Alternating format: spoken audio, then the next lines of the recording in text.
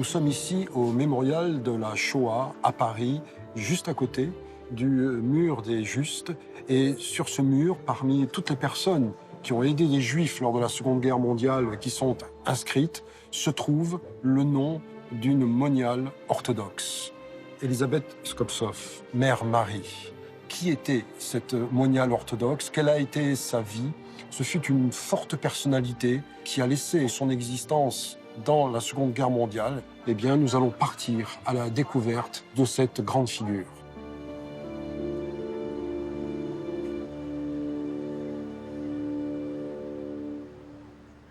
Elisabeth Yurevna Pilenko, c'était son premier prénom. Est née en 1981 à Riga, qui se trouve aujourd'hui en Lettonie. Son enfance s'est passée dans la ville d'Anapa, au bord de la mer Noire, où son père possédait de belles plantations de vignes. Cette enfance aisée et sans souci a beaucoup changé lorsqu'elle déménage à Saint-Pétersbourg. Poétesse talentueuse, elle entre très vite dans les cercles littéraires russes.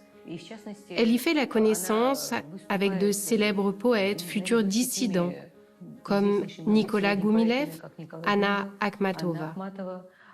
Elle devient une grande admiratrice du poète Alexandre Blok. On peut dire que ce fut l'une des grandes étapes de sa vie, car Blok fut pour elle un homme qui représentait le destin tragique de son peuple, la veille de grands bouleversements en Russie. Mais par ailleurs, elle était amoureuse de lui.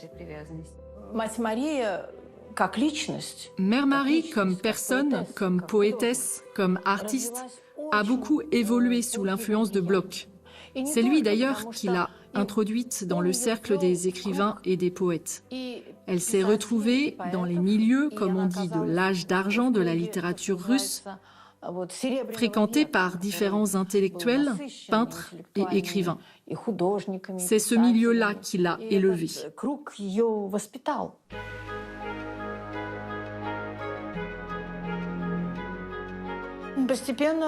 Peu à peu, elle entre dans le parti politique russe des socialistes révolutionnaires, très populaire à cette époque. Elle n'aimait pas leurs rivaux, les bolcheviks, ni leur leader, Lénine.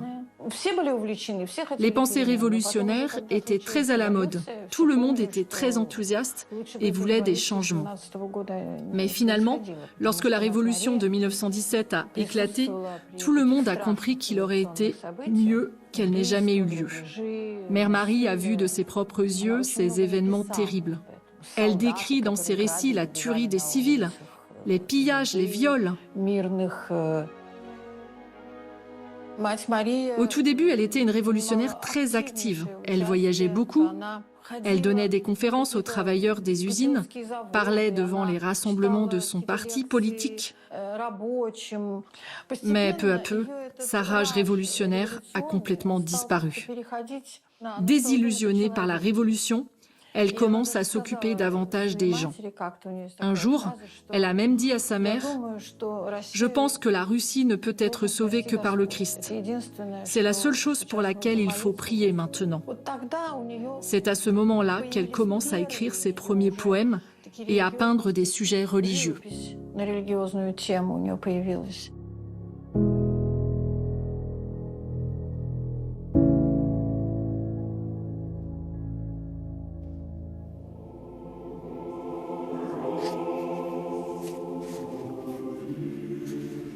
Extrait du livre Le sacrement du frère de Mère Marie. Dieu a tant aimé le monde qu'il a donné son Fils unique. Le Christ nous appelle à ce même amour. À l'heure du jugement dernier, l'homme aura à dire non pas comment il a sauvé son âme par un exploit solitaire, mais quelle a été son attitude envers son prochain, s'il l'a nourri quand il avait faim, s'il l'a consolé lorsqu'il était abattu, s'il l'a visité en prison de ses souffrances. Autrement dit, s'il aimait son frère. Le disciple du Christ, c'est celui qui aime le monde, donne son âme pour autrui, accepte même d'être séparé du Christ pour le salut de ses frères. À l'inverse, l'homme qui suit le chemin de l'égoïsme, fût-il sacré, ne s'occupe que de son propre salut, ne se sent pas responsable de la souffrance du monde. L'amour du Christ dont nous héritons est un authentique amour sacrificiel. C'est le don total de l'âme, non pour la retrouver avec des intérêts à mon profit, mais pour le bénéfice unique du prochain, en qui se révèle, par la grâce même de ce don d'amour, l'image de Dieu.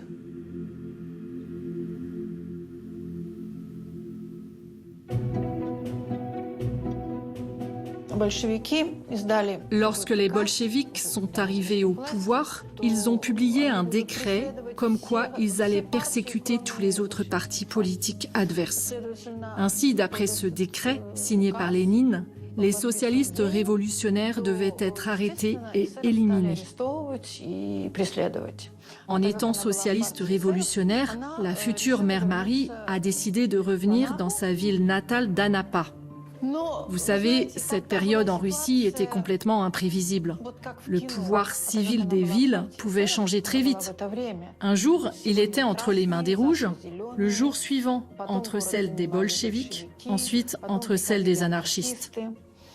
Comme la mère Marie était une personnalité assez célèbre, avec beaucoup de connaissances, on l'a choisie pour être maire de la ville d'Anapa. Et elle a accepté cette fonction sous le pouvoir bolchevique. Mais bientôt, la ville a été occupée par l'armée blanche sous la direction du général Dénikine. Et elle a été tout de suite arrêtée pour collaborationnisme avec les bolcheviks. Et on a annoncé qu'elle serait jugée et pendue. Mais Dieu l'a sauvée.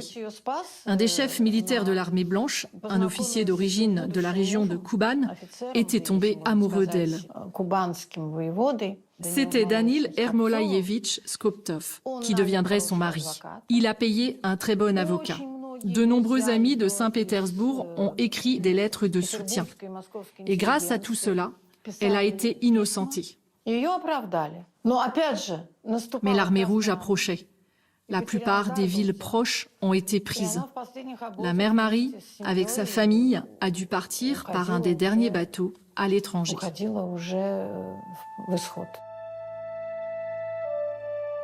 Ils sont passés par le trajet traditionnel pour tous les migrants russes de cette époque, à travers Constantinople, la Serbie, pour finalement s'installer à Paris. Pendant ce trajet, mère Marie donne naissance à 2 enfants, Yuri et Anastasia.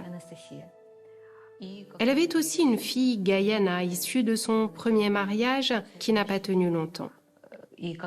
En France, comme la plupart des immigrants, ils vivent au tout début dans une pauvreté extrême. En 1926, sa fille Anastasia tombe gravement malade de méningite. Elle est soignée à la clinique Pasteur grâce à l'amitié de mère Marie avec la femme d'un des médecins. Mais le traitement ne donna pas de bons résultats. La maladie était dans un stade trop avancé. Lorsqu'il fut clair qu'Anastasia allait mourir, les médecins permirent à mère Marie de rester dans la chambre, au chevet de sa fille. Nous avons un témoignage bouleversant de mère Marie qui dessine, heure après heure, sa fille en train d'agoniser.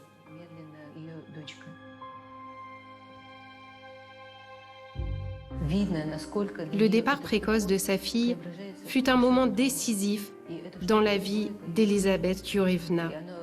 On voit dans ses écrits combien cette mort la transfigure en une nouvelle personne. Elle veut désormais devenir moniale. Elle fut soutenue dans cette décision par le métropolite Euloge, chef de toutes les paroisses russes en Europe occidentale. Ainsi, après la permission de son mari, qui dut accepter de divorcer, Elisaveta Yorevna a été tonsurée. La cérémonie fut présidée par le métropolite Euloge lui-même, qui lui donna le prénom de Marie, en l'honneur de Sainte Marie égyptienne, sainte du 5e siècle, dont la foi ardente devait désormais inspirer Mère Marie dans sa vie de moniale au service du prochain.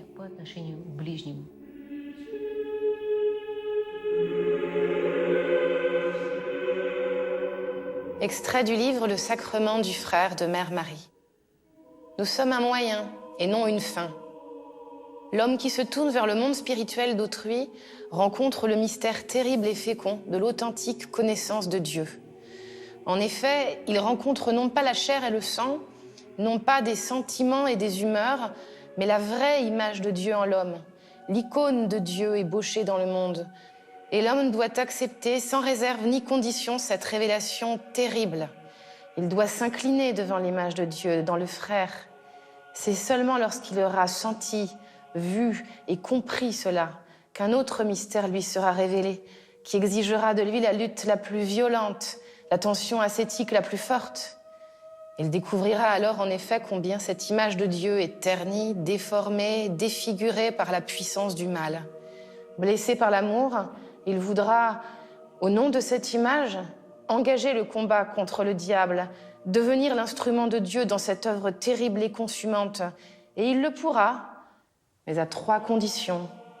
D'abord, qu'il mette en Dieu et non en lui-même toute son espérance. Ensuite, qu'il se dépouille de tout désir intéressé. Enfin, qu'à l'instar de David, il arrache ses armures et se jette dans le combat contre Goliath, avec pour seule arme le nom du Seigneur.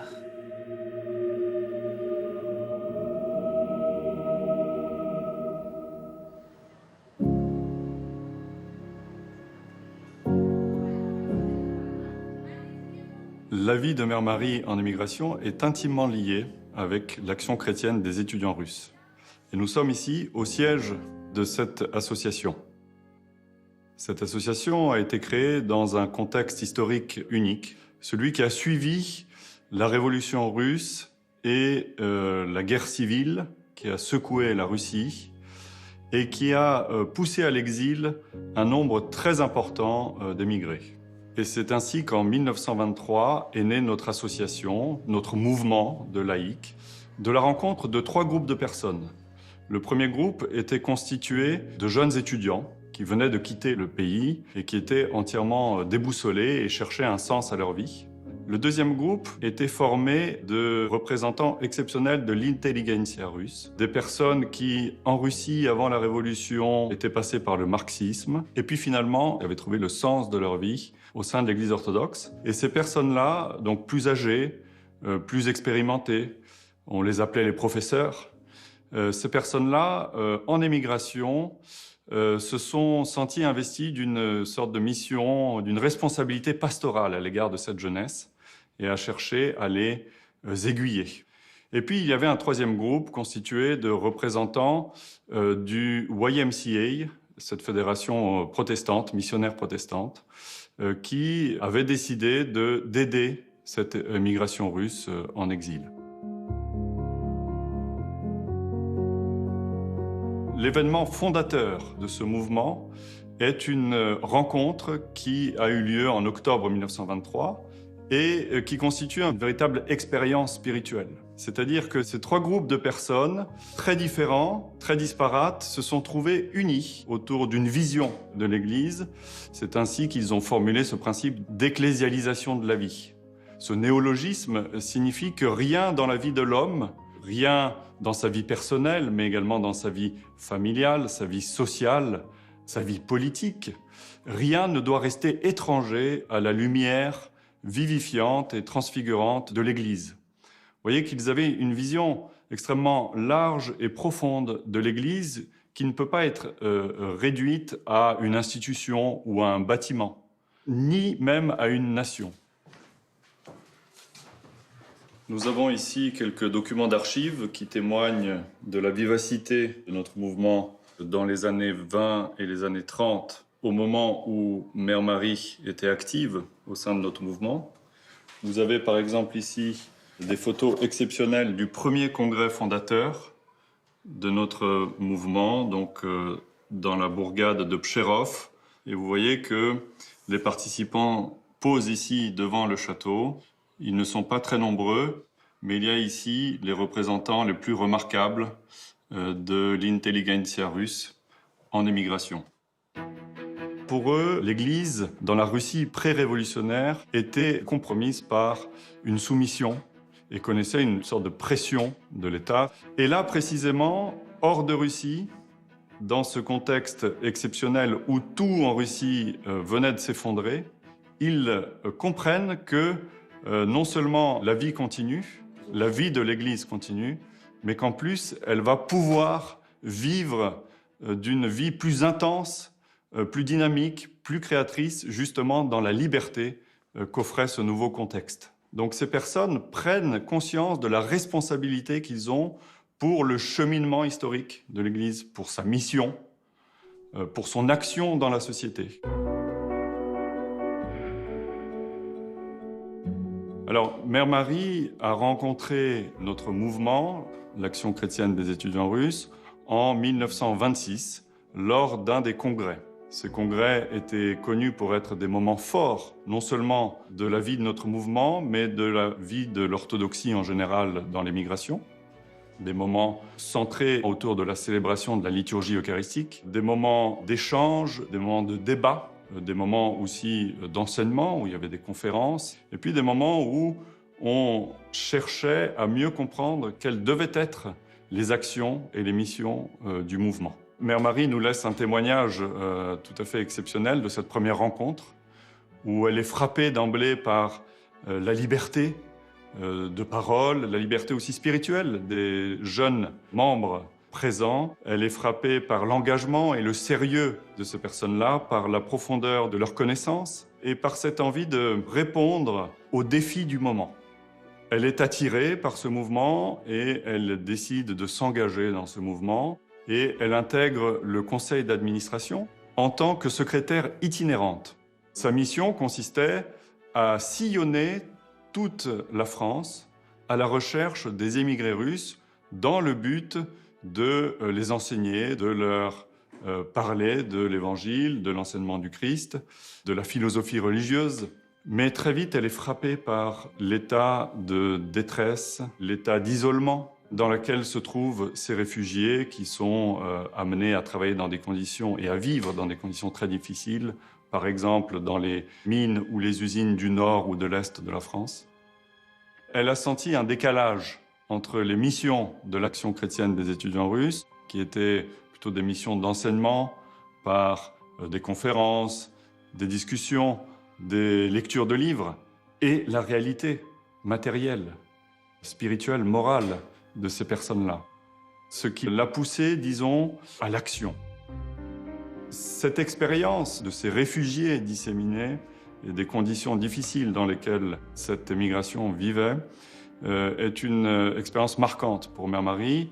Elle revient au centre à Paris, elle raconte, elle écrit dans la presse de l'émigration ce qu'elle voit et elle dit il faut venir en aide à ces personnes-là. Il faut les nourrir physiquement, matériellement, avant de les nourrir spirituellement et intellectuellement. Et c'est là que véritablement est née sa vocation, une action sociale engagée, concrète, au service des plus démunis. Elle s'entoure d'autres intellectuels. Peut-être les deux figures les plus marquantes sont le père Serge Boulgakov, celui que l'on peut considérer comme étant son père spirituel, et puis le philosophe Nicolas Berdyaev, qui a profondément marqué la pensée et l'œuvre de Mère Marie, en particulier sa philosophie de la personne, qui place la personne au-dessus de tout, comme valeur absolue de tout, dans la continuité directe de l'Évangile. Et donc là, effectivement, elle se place en contradiction directe avec ce qui se passait en Union soviétique, avec l'idéologie communiste qui plaçait au-dessus de tout l'État, le prolétariat comme idée, et non pas la personne au sein d'une communauté.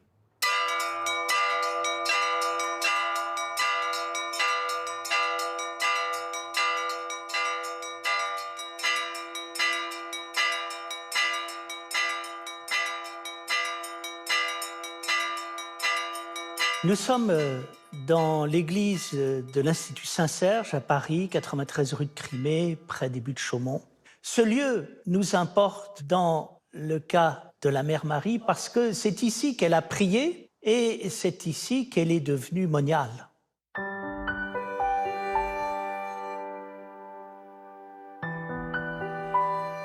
Elle a écrit énormément de livres et beaucoup de poèmes. Elle évolue dans tout un milieu culturel qui fait de la personne, ainsi que de la liberté et de l'acte créateur, le fondement de sa pensée. La liberté signifie l'inouï que l'on trouve dans la vie en Christ, à savoir une libération totale de l'esprit, et qui donne à la vie spirituelle une tonalité tout à fait nouvelle.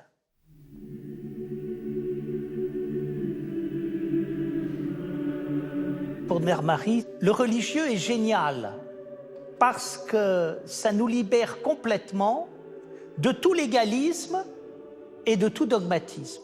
Et dans les évangiles, c'est bien ce qui se passe lorsque le Christ reprend les pharisiens, les scribes et les docteurs de la loi, qui ont une vision complètement légaliste de la Bible et qui perdent totalement de vue le génie céleste, mais aussi la vocation de l'homme qui est appelé à participer à ce génie. Ce qui veut dire que le religieux n'est pas ce qu'on croit. Ça n'est pas l'expression d'un conservatisme social et rituel, mais c'est bien plutôt le souffle d'une liberté et d'une profondeur intérieure. La vie spirituelle est inattendue. Si vous prenez une parabole, comme la parabole du grain de sénévé, qu'est-ce qui est dit? En apparence, c'est la plus petite des graines, et en réalité, c'est elle qui donne l'arbre le plus grand. Ça veut dire que les choses ne sont pas ce que l'on croit. Et ce que j'aime beaucoup chez Mère Marie, c'est qu'elle est complètement hors norme. Ni moniale parce que socialiste révolutionnaire, ni socialiste révolutionnaire parce que monéale, mariée 2 fois, fumant des cigarettes, très libre dans ses propos, lumineuse, magnifiquement humaine, extraordinairement femme. Là, on a affaire à un souffle, une liberté, un non-conformisme absolu qui n'est pas de l'ordre de la révolte banale, mais qui est vraiment l'expression, la manifestation d'une femme qui est habitée par le souffle de l'esprit.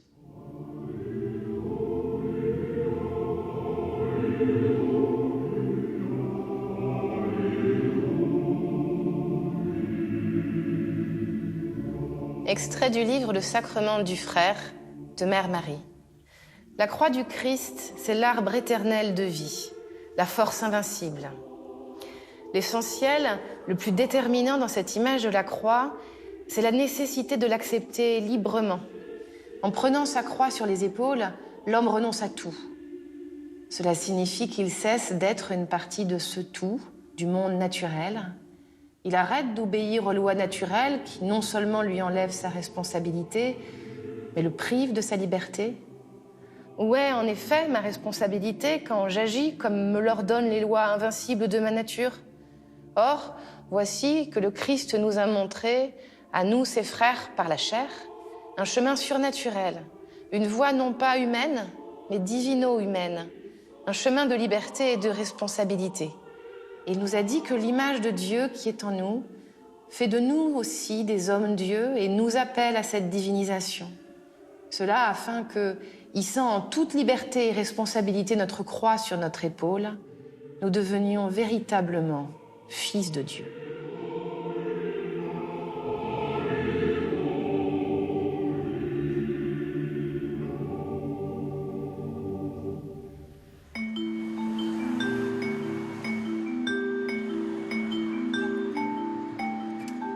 Nous sommes dans le 15e arrondissement, rue Mère Marie Skoptsov.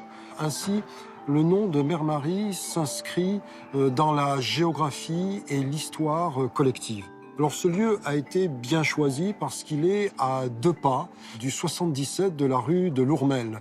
Au 77, aujourd'hui, il n'y a qu'une plaque avec un immeuble collectif, mais on a tenu quand même à y mettre une plaque pour commémorer l'action de Mère Marie dans ce lieu. En effet, à partir de 1935, Mère Marie s'installe ici, au 77, qui devient un véritable lieu de vie multiforme. Il y a une chapelle qui est construite dans un garage, mais il y a aussi un centre qu'on pourrait qualifier d'humanitaire, un centre caritatif, où Mère Marie nourrit tous les déshérités qu'elle rencontre, les hommes, les femmes, elle les héberge ici. rue de Lourmel. Le centre de la rue Lourmel à Paris était un foyer d'accueil. C'était un endroit où les réfugiés russes et toutes les autres personnes, principalement des femmes, pouvaient venir y trouver un abri. Il y avait ainsi beaucoup de chambres qui offraient une pension. Mais la particularité de ce foyer était que Mère Marie n'avait jamais pour seul objectif de nourrir ou de loger ses déshérités. Pour Mère Marie, il était aussi fondamental de les nourrir spirituellement. Dans un texte magnifique, elle dit que ce serait une humiliation de donner uniquement du pain aux personnes sans les soutenir spirituellement.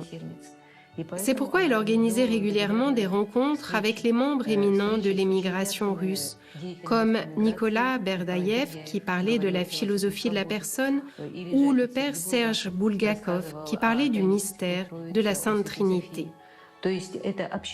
Ces dortoirs et cantines se transformaient après le déjeuner en une salle de conférence.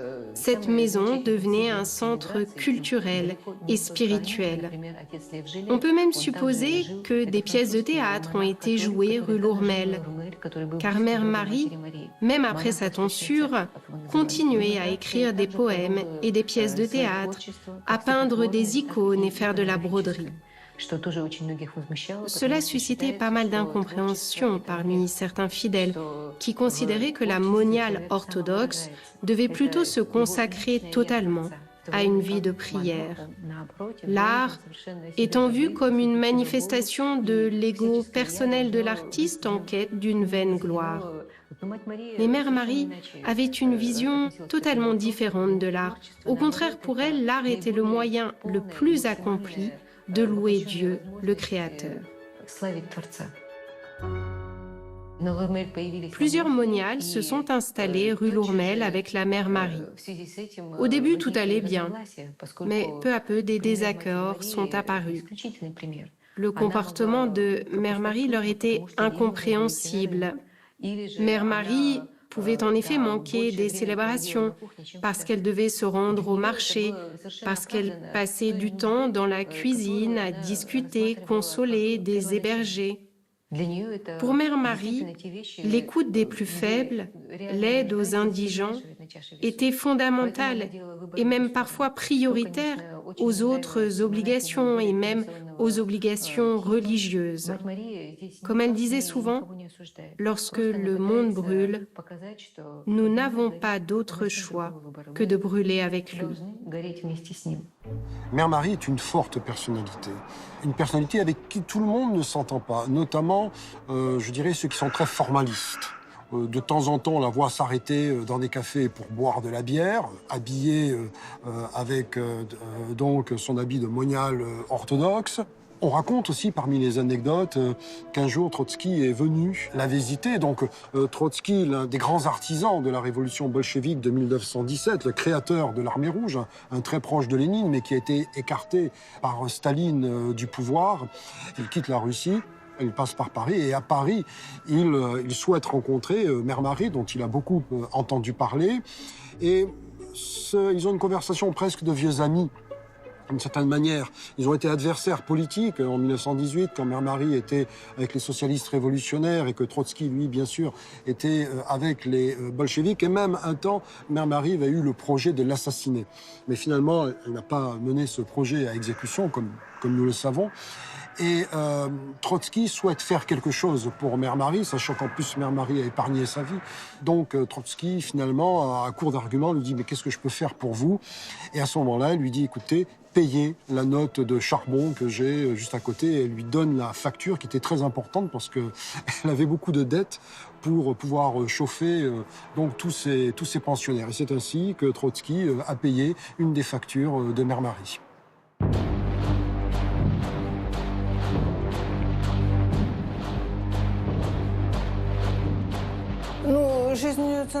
La vie du centre Lourmel a changé d'une manière radicale durant l'occupation de Paris en 1943. Mère Marie s'est retrouvée avec beaucoup de soucis.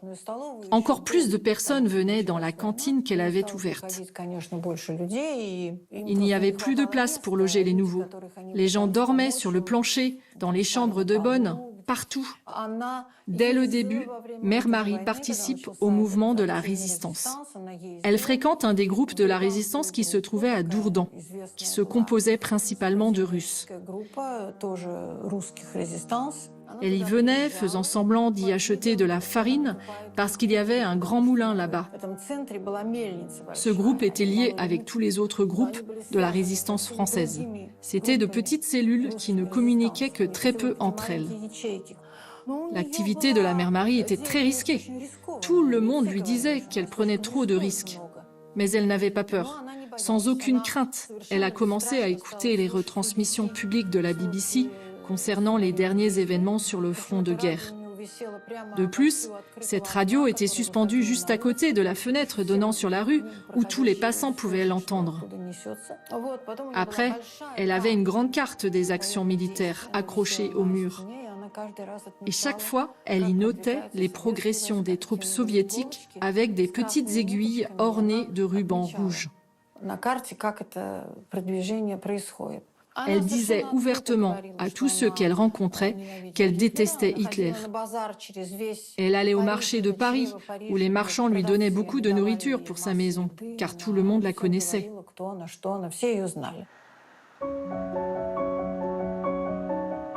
Le 15 juillet 1942 a eu lieu la rafle du Vélodrome d'hiver à Paris. Les nazis ont arrêté 13 000 juifs, dont 4 000 enfants. Tous ont été rassemblés sur le Vélodrome, près de la rue de Lourmel.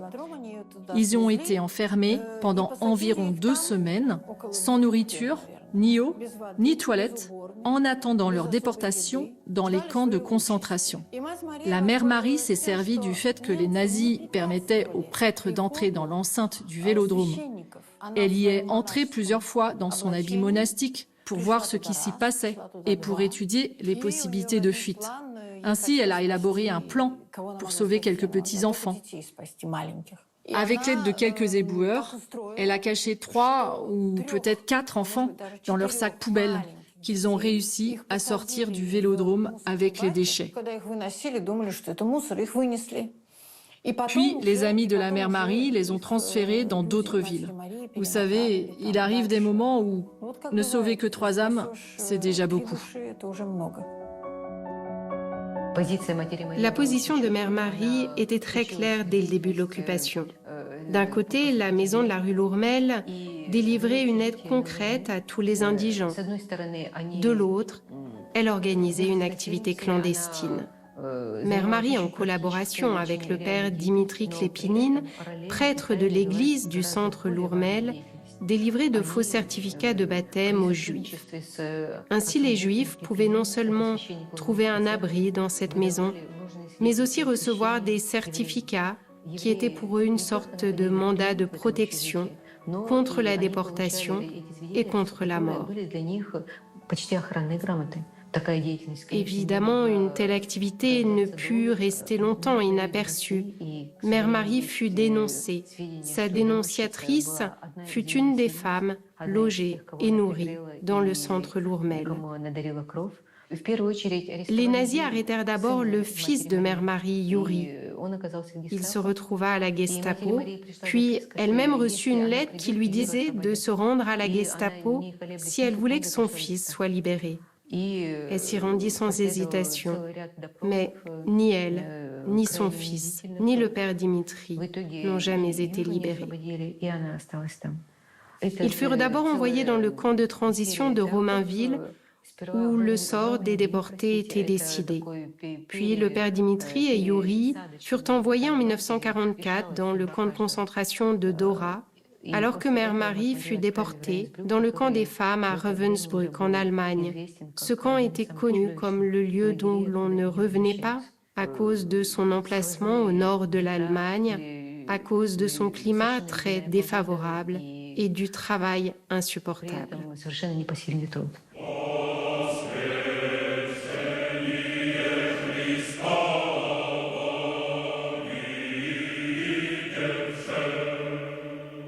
Extrait du livre Le Sacrement du Frère de Mère Marie. La liberté oblige. La liberté appelle à se sacrifier pour ceux qu'on aime. La liberté détermine l'honnêteté et la rigueur envers soi-même, envers sa voix. Nous n'avons pas le droit de nous fixer indéfiniment et avec attendrissement sur le passé. Seule la flamme intérieure authentique compte dans la vie religieuse. On ne peut figer une âme vivante dans un ensemble de règles qui ont été, en leur temps, l'expression d'autres âmes vivantes. Les âmes nouvelles, à leur tour, demandent à s'exprimer. On ne peut prendre l'Église comme une perfection esthétique et se contenter de tomber en pamoison. La liberté donnée par Dieu nous appelle à l'activité et à la lutte. Ce serait, dès lors, un grand mensonge que de dire aux âmes en recherche « Allez à l'Église parce que là, vous trouverez la paix ». Tout au contraire, il faut dire à ceux qui sont apaisés et dormants « Allez à l'Église parce que là, vous sentirez la véritable angoisse pour vos péchés et pour votre perte, pour les péchés et la perte du monde. Là, de tiède, vous deviendrez ardents, d'apaisés, vous deviendrez alarmés, de connaisseurs de la sagesse de ce siècle, vous deviendrez des folles en Christ. » C'est à cette folie en Christ que nous appelle notre liberté. La liberté nous appelle à nous opposer au monde entier, à contrer non seulement les païens, mais aussi de nombreuses personnes qui ne sont chrétiennes que de nom. Devenons les folles en Christ, non seulement parce que nous savons la difficulté de cette voie, mais aussi à cause de l'immense félicité qui naît de sentir sur nos œuvres la main de Dieu.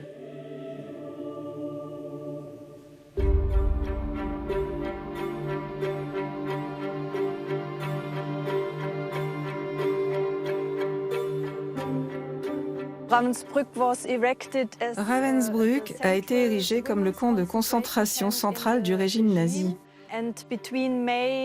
Entre mai 1939 et avril 1945, 120 000 femmes ont été emprisonnées à Ravensbrück.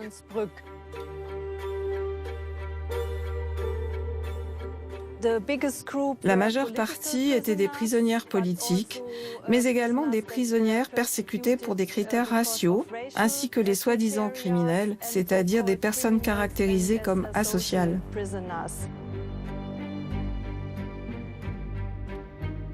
La plupart des prisonnières étaient polonaises, avec plus de 66 000 femmes, puis environ 20 000 femmes soviétiques, ainsi que presque 8 000 françaises.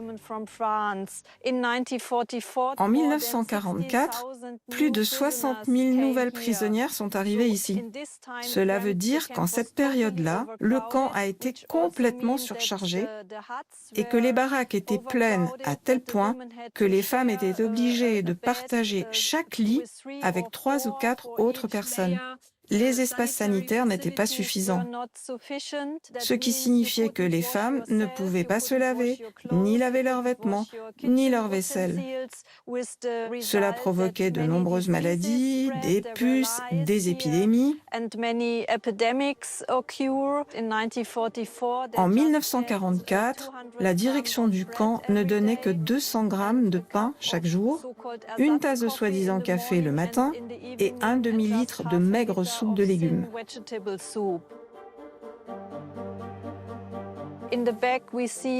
Derrière moi, vous voyez un grand bâtiment en briques.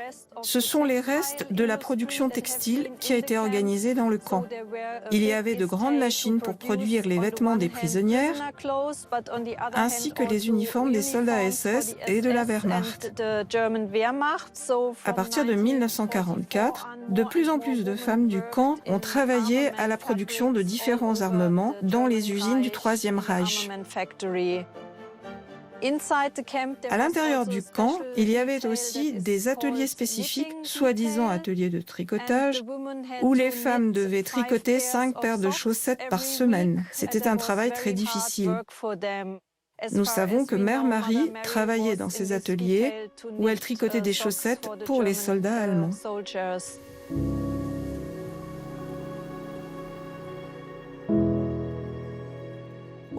Je suis ici à la place de l'ancienne baraque numéro 27, qui a été appelée bloc français. Nous pensons que Mère Marie était dans ce bloc. Beaucoup de femmes perdaient leur foi en Dieu parce qu'elles ne pouvaient plus imaginer un Dieu d'amour après tout ce qu'elles avaient dû endurer dans ce camp. Mais pour les autres, au contraire, la foi leur donnait l'espérance. Et nous savons que de petits groupes de prière ont été organisés. Les prisonnières priaient soit à l'intérieur des baraques, soit elles se rencontraient derrière les bâtiments. Nous savons que Mère Marie animait ces groupes de prière.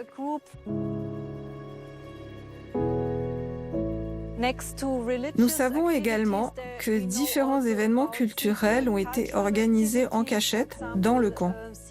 Il s'agissait de chorales, même de pièces de théâtre jouées en secret. Les SS essayaient de débusquer tous ces groupes. Il y avait des fonctionnaires et des prisonniers payés par les SS pour dénoncer ces groupes. Ainsi, si vous étiez dans un grand groupe où vous pouviez faire confiance à vos compagnons, vous pouviez prendre part à des activités à l'intérieur des baraques. Sinon, vous vous réunissiez en petits groupes à l'extérieur des baraques ou dans les allées du camp.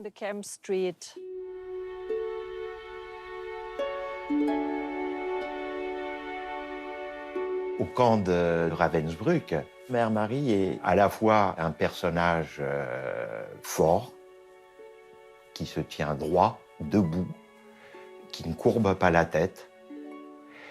C'est un personnage qui rassemble autour d'elle, évidemment clandestinement, puisque même se rassembler pour pouvoir parler était interdit et passible de mort. Donc, avec maintes précautions, je pense qu'il y avait des résistantes déportées qui faisaient le guet pour protéger le rassemblement. Elle faisait des conférences sur la poésie russe, sur sa foi. Et il y a des déportés qui avaient d'autres confessions ou pas du tout de foi. Et le fait de pouvoir échanger dans cet univers sauvage, barbare, brutal, se rappeler des vers d'Alexandre Bloch, d'Akhmatova ou de ses propres vers qu'elle pouvait dire, partager des sentiments autour d'une foi ou autour d'idéaux sociaux. Tout cela, c'était continuer à maintenir sa propre humanité et ne pas devenir simplement ce que les gardiens des camps et les dirigeants des camps voulaient, des objets, des numéros. Dans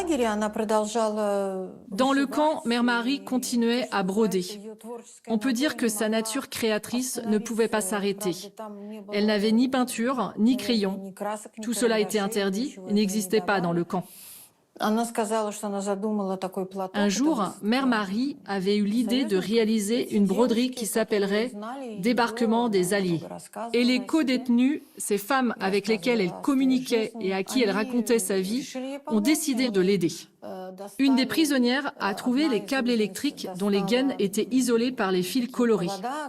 Elles les ont démêlés, elles ont fait des aiguilles à partir de quelques os de poisson. Une des prisonnières a procuré un foulard qu'elles ont réussi à blanchir. Et ainsi, peu à peu, Mère Marie a fait cette broderie du débarquement des Alliés, très symbolique.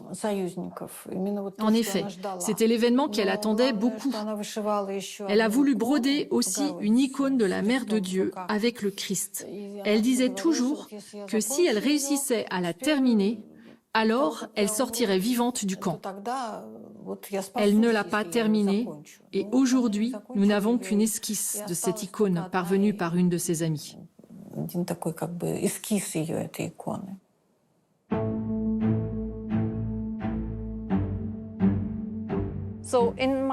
Derrière moi, vous avez un bâtiment que les prisonnières appelaient bunker. Il y avait 78 cellules utilisées pour les punitions et tortures des prisonnières. Elles pouvaient y être enfermées dans l'obscurité, sans nourriture. Mais c'était aussi un bâtiment où les prisonnières spéciales étaient gardées.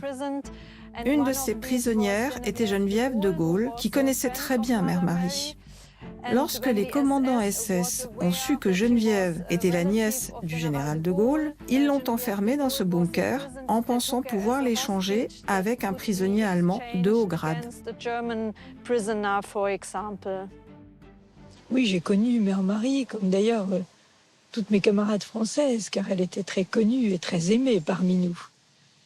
Elle m'a d'ailleurs précédée à Ravensbrück. C'était ce que nous appelions le convoi des 19 000. Et Mère Marie était dans un bloc de Françaises, le bloc 27. Et je me souviens que le jour de Pâques, nous avons pu nous promener auprès de ce bloc. Et il y avait sur toutes les fenêtres du bloc de merveilleux découpages en papier. J'ai demandé qui les avait faites. Il dit c'est une artiste. On m'a dit oh, c'est une religieuse orthodoxe, Mère Marie. Et c'est ainsi que j'ai fait la connaissance de Mère Marie. Puis alors après ça, nous l'avons vue assez souvent. Je dis nous parce que nous étions un groupe de jeunes étudiantes, si vous voulez, qui étions absolument fascinés par la personnalité tellement riche de Mère Marie. Et souvent, quand nous pouvions nous échapper, nous allions la retrouver et nous lui posions toutes sortes de questions sur sa vie, qui était en effet une vie assez prodigieuse. Ce qui frappait d'abord quand on voyait Mère Marie, c'était son extrême bonté. Elle rayonnait la bonté. Et elle avait d'ailleurs quantité de relations à l'intérieur du camp. Elle voyait beaucoup les soldats russes, groupe de nos camarades qui étaient des auxiliaires de l'armée soviétique et auxquels on n'avait pas reconnu la qualité de prisonniers de guerre, qui étaient avec nous dans le camp de concentration. Des femmes très courageuses, très solidaires. Mère Marie allait souvent les voir, était très bien accueillie parmi elles. Et Mère Marie allait aussi voir toutes les femmes de villages russes qui avaient été en entier déportées, n'est-ce pas? Elles aussi, elles aimaient Mère Marie, qui allait voir chacune d'entre elles. À travers toute cette générosité, cette ouverture de cœur, cette attention aux autres, on sentait chez Mère Marie une vie intérieure extrêmement profonde.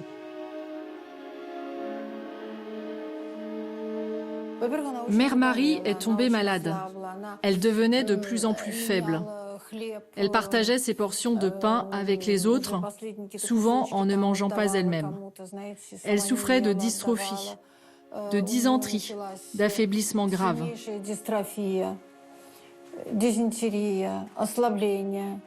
C'était la période pendant laquelle la machine nazie du camp travaillait à un rythme accéléré, parce qu'en février 1945, les tirs de canon de l'artillerie soviétique approchaient et étaient déjà bien entendus dans le camp.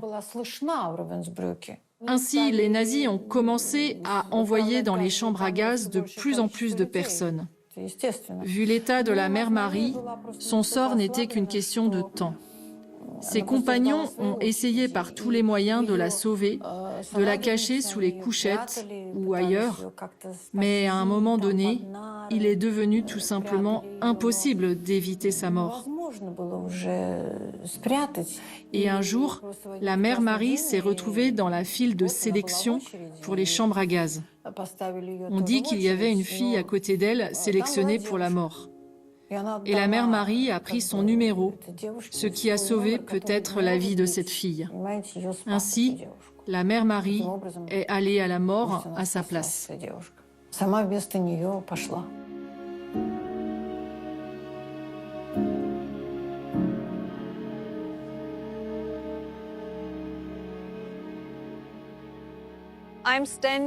Nous sommes à l'emplacement de l'ancienne chambre à gaz qui a été édifiée en janvier 1945.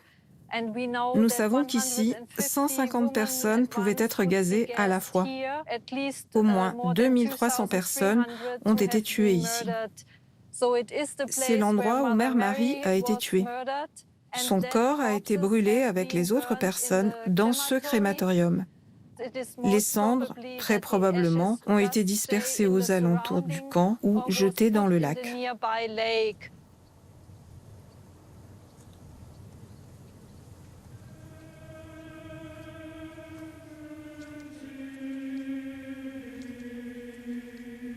Extrait du livre Le sacrement du frère de Mère Marie. 2000 ans ont passé depuis la résurrection du Christ, mais les hommes continuent de mourir. Cela veut-il dire que la mort a gardé son aiguillon? qu'elle n'a pas été terrassée? Du point de vue de notre existence terrestre, la réponse est oui, car ceux que nous aimons disparaissent et nous-mêmes, nous nous rapprochons inéluctablement de notre mort. Cependant, notre foi non seulement nous force à rêver que cette mort est en réalité une naissance, mais elle nous montre comment se réalise cet enfantement, comment le Christ, Fils de Dieu, revient dans la maison du Père, comment de son anéantissement temporaire, il naît à l'éternité à travers ses souffrances de Golgotha. Et pas seulement lui, le Christ, mais en lui, toute l'humanité qu'il assume naît à son tour à la vie éternelle à laquelle elle est prédestinée. Là, en vérité, la mort perd son aiguillon, car de mort, elle devient naissance. Et toutes nos souffrances terrestres, tout le mal et tous les clous de Golgotha sont des douleurs de l'enfantement qui nous ouvrent les portes de notre patrie céleste et éternelle. J'attends la résurrection des êtres que j'aime, déjà nés à l'éternité. Et pour pouvoir accéder à la maison de Dieu et y demeurer avec tous ceux qui sont déjà passés ou qui vont passer par ces douleurs de naissance, je suis prête à payer de n'importe quelle souffrance terrestre de mon corps terrestre et de mon âme. Et je jubile même à l'idée d'avoir à passer par la nécessité de cette douleur et de ce chagrin. Peu m'importe.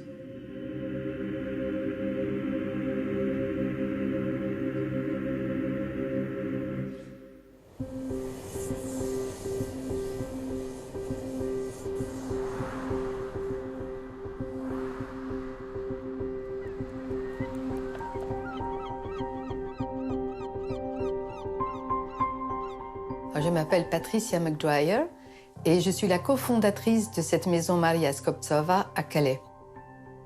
Cette maison a été ouverte en février 2016, alors qu'il existait encore à Calais le grand camp de migrants qu'on appelait la jungle de Calais et qui regroupait jusqu'à 10 000 migrants à l'époque. Cette maison a été ouverte principalement au départ, initialement pour y accueillir les volontaires qui œuvraient sur ce grand camp. Et très vite, elle a élargi l'accueil aux personnes les plus vulnérables de Calais, c'est-à-dire les migrants qui étaient en danger sur le camp. Et cette maison Maria Skobtsova est ouverte principalement aux femmes, aux enfants qui sont en danger dans la rue en attendant leur passage au Royaume-Uni. Il m'est difficile de dire combien de personnes nous accueillons, parce qu'on ne comptabilise pas, mais il est vrai qu'il est arrivé que cette maison soit peuplée. Aujourd'hui, la maison est vide. Il y a 1 ou 2 pensionnaires dans leur chambre là-haut, qu'ils ne se montreront pas à la caméra parce qu'elles ne souhaitent pas être filmées. Mais aujourd'hui, toutes les personnes qui étaient ici hier ont été appelées par leur passeur en vue d'un passage cette nuit ou dans 2 nuits de l'autre côté de la Manche.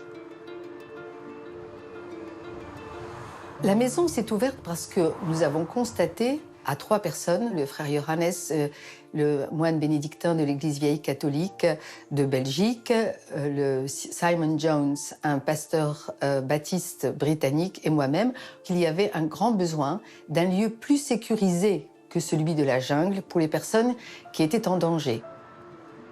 On était assaillis par la multitude des problèmes et des scandales de cette situation, ne sachant pas du tout par quel bout trouver une solution, et une solution de repli pour les volontaires qui étaient là et qui n'avaient pas où dormir la nuit. On se débattait dans des problèmes pratico-pratiques, ne sachant pas comment résoudre et comment apporter une aide à ces jeunes. À ce moment-là, le frère Johannes me tend ce livre, qui est le Sacrement du frère, de Mère Marie. J'ouvre ce livre. La première citation sur laquelle je tombe était la suivante. Mère Marie dit « Je sais pourquoi je ne trouve pas de solution. Parce que chacun de nos frères exige de nous notre vie entière, ni plus ni moins. Ce ni plus ni moins a en fait dénoué tous les problèmes qu'on se posait et nous a fait réaliser qu'en fait, il s'agissait uniquement de tout concentrer sur mon frère et de me poser juste la question de quoi a-t-il besoin, et que si je mettais toute mon énergie là-dedans, et que je savais que ce n'était pas moi qui allais résoudre les problèmes, que ce n'était pas moi, Patricia, qui allait trouver des solutions là où il n'y en avait pas, mais que c'était le bon Dieu à travers moi. et que c'était à moi à demander au bon Dieu de m'utiliser pour mettre en place une solution. À ce moment-là, je savais que la solution arriverait. Et effectivement, dans les 48 heures, notre association était composée, et là, dans la semaine, cette maison était ouverte. Il s'agissait juste de répondre à l'appel de Mère Marie qui dit « Mets toute ton espérance en Dieu et pas en toi. Et tout ce qui t'est demandé, c'est d'aimer ton frère et de donner ta vie pour lui, ni plus ni moins. » Donc cette radicalité en Christ de Mère Marie, je ne l'avais entendue, formulée comme ça, que de sa part à elle. Alors, ce qui est important dans cette maison, chez Maria Skobtsova, c'est que ce n'est pas juste un hébergement, il ne s'agit pas de ça. Il s'agit de partager un moment de vie avec les personnes qui franchissent le seuil de cette maison. Donc, ces personnes qui viennent et qui sont sur les routes depuis si longtemps retrouvent sous ce toit un lieu où elles peuvent vivre normalement leur vie de citoyens, leur vie de personnes à part entière et pas juste avec cette étiquette réductrice d'exilés ou de migrants. Les femmes sont ravies de pouvoir faire la cuisine, de pouvoir s'occuper de leurs enfants dans une vraie maison. Et aussi, très souvent, ce qui est merveilleux, c'est que les personnes accueillies qui viennent d'horizons très différents et de pays très différents, Soudan, Somalie, Érythrée, Cameroun, Iran, toutes ces personnes qui viennent partagent la table ensemble, prient ensemble, ou en tout cas respectent la prière des autres ensemble, apprennent à connaître l'inspiratrice de cette maison, c'est-à-dire Mère Marie, vouent à cette personne une reconnaissance sans limite et se laissent inspirer dans leur vie, aujourd'hui, par cette personne qu'est Mère Marie. Ça, c'est la beauté de l'esprit de cette maison. Dans nos obscurités, allume le feu qui ne s'éteint jamais, qui ne s'éteint jamais. Mère Marie disait « Je ne veux pas être un souvenir, je serai un appel ». Et dans ce monde où tout nous appelle au désespoir, elle est celle qui dit que non, nous avons déjà de bonnes raisons d'espérer, parce que si nous faisons la route avec Dieu, nous sommes déjà sur le bon chemin. Elle vivait une époque où le scandale des camps de concentration, le scandale de la guerre, le scandale des exils, elle a vécu ça comme aujourd'hui nous pouvons vivre le scandale des personnes qui fuient la Syrie, l'Iran et l'Ukraine aujourd'hui. La situation se répète, donc son appel est d'actualité, partout et auprès de tous. La Mère Marie reste quand même une flamme, n'est-ce pas, de ce que peut être un véritable engagement au service du frère. Elle a essayé de vivre ce que dit Jean Chrysostome, qu'il y a la liturgie, et puis après il y a la liturgie après la liturgie. Et la liturgie après la liturgie, c'est le sacrement du frère, c'est-à-dire de porter l'amour que nous recevons dans la célébration liturgique, porter cet amour de Dieu qui nous est offert et le porter au monde. Dans notre vie contemporaine, je crois que l'image et la personnalité de Mère Marie nous interpellent parce que aujourd'hui, on est dans un monde où on glorifie celui surtout qui est productif, celui qui manifeste des dons et ainsi de suite. Mais les petits, n'est-ce pas, les petits, on les oublie. Et Mère Marie nous dit, attention, n'oubliez pas vos frères petits, vos frères pauvres, vos frères qui ont besoin d'amour, qui ont besoin d'écoute, qui ont besoin de manger, tous ces besoins primaires. Il faut donner d'abord cela, et avec ce don, avec cette générosité, vous faites passer aussi l'amour de Dieu. Parce que si nous ne faisons pas passer l'amour de Dieu par nos mains, par nos paroles, par notre comportement, où les gens vont voir cet amour incarné. Et la Mère Marie, c'est cet amour incarné.